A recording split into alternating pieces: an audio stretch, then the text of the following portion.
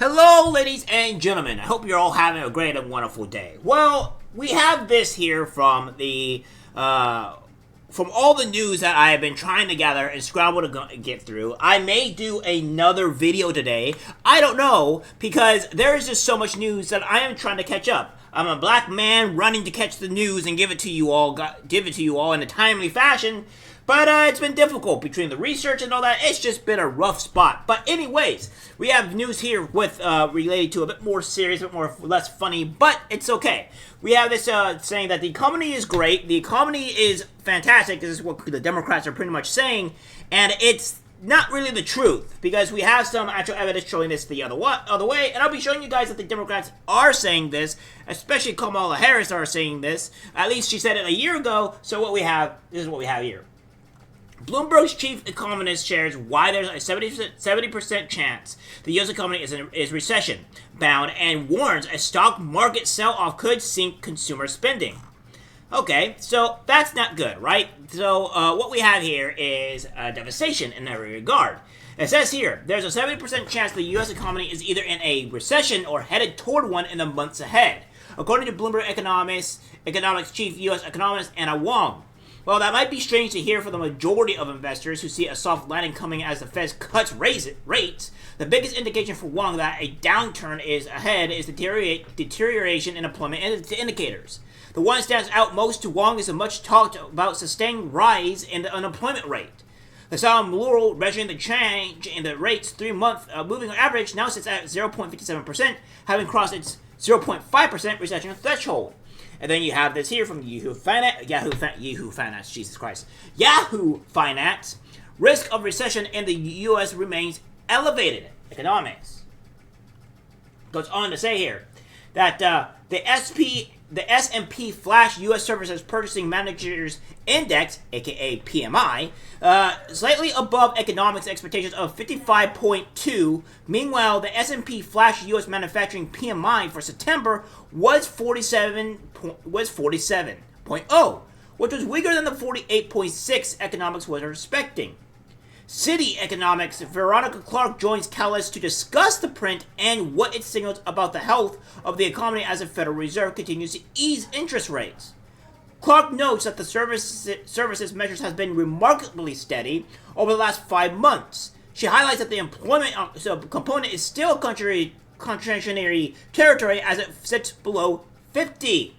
So yeah, it's not like, obviously, like, it's not doing good, right? The economy is in shambles. This is no surprise. And more indicators of why this is in shambles and why this is in shambles, we have this here from the Daily Mail saying almost 130 Pizza Hut restaurants to shut as franchise owner gives up. Some 127 Pizza Hut restaurants across 5 states in the South and Midwest are at risk of closing for good. The franchise who runs them has put them up for sale after filing for bankruptcy in July due to mounting debts. It is all linked to a major financial bust between Pizza Hut's parent company and franchise EYM Group. Some 15 Pizza Hut locations that EYM ran in Indiana and Ohio were abruptly shuttered at the end of June as a result of the dispute. They remain closed. So that's not going good there. So Pizza Hut is closing across the border, which means that's not good. That doesn't mean the economy is doing good, guys. I mean, the economy is doing bad for the people that kind of want to understand what closing down means. Of course, I think most of my audience does understand what closing down means, but for the people that are a little bit special, they don't. And again, one of the bigger, crazier things is Hooters abruptly closes dozens of underperforming restaurants across the country. The 41-year-old brand maintains that it remains highly resilient and relevant. Right. So, again, this is not good. This is all bad. Like, restaurants are closing. Now, again, guys, there are restaurants that are closing, restaurants and stores that are closing either due to the economy or they're closing to crime. So, the Democrats don't really have any way to play this, right? Because either you're going to say, okay, why are the restaurants closing? It's like, okay, you can say the economy, which hurts the Democrats in this regard, or you can say the crime, which also hurts the Democrats, because that's saying the crime is really too bad. So there is no play room here for the Democrats at all. So I don't know what they're really trying to do. And again, we have this here simply saying that from the NBC News. It's saying the U.S. economy grew 3% in the second quarter, faster than initially thought. And that's what NBC News is saying on August 29th. Guys, it's already been like a full month, and they're saying the economy grew 3% in the second quarter, faster than initially thought. So I don't know what you're talking about there, but it seems like there's a lie going on here. And then we have more from The Atlantic saying the U.S. economy reaches superstar status. No, really. And how is this possible? This was on June 10th of 2024. So how is the economy doing so well, reaching superstar status, when you have Hooters are closing a dozen restaurants, 137 Pizza Hut restaurants are being shut down, and other economists are saying, okay, we're close to a recession here, or we're close to a recession here, if not now, if not in the coming months. So there's a lot of contradictory going on here, right? And here's Kamala Harris pretty much saying that the economy is looking very good, and like this is like a year ago. What are these Democrats? These people are lying to the American people to try to say that the economy is doing great, when we all know when we go to the gas pump, when we go to the store, we go and buy literally anything.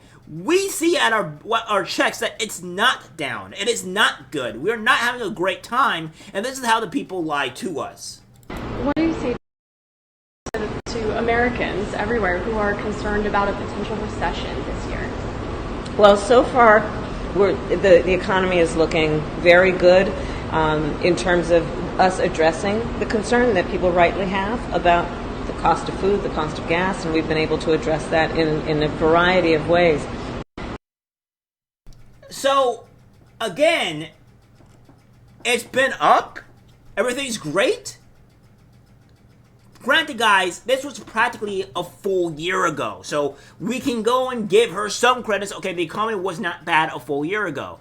But you don't enter recession within a year time. That's not really a thing.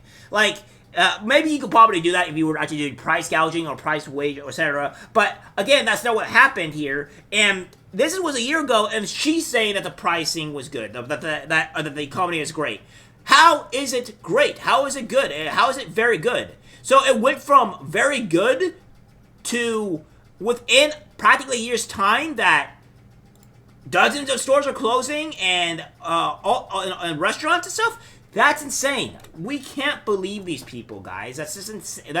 It's like they lied to you. That's what they do. And the media is going to continue to lie to you because they're part of the regime. They're part of the Democrats. And they're part of the Democratic hand. Now, I can understand, like, there are rhino Republicans. And there are the rhino Republicans like Mitt Romney, Liz Cheney, her father, etc. All these people were supporting and endorsing Democratic Party. So yeah, the Republicans are also secretly saying, but not on a person, are saying, well, the economy's fine. There's everything great about this.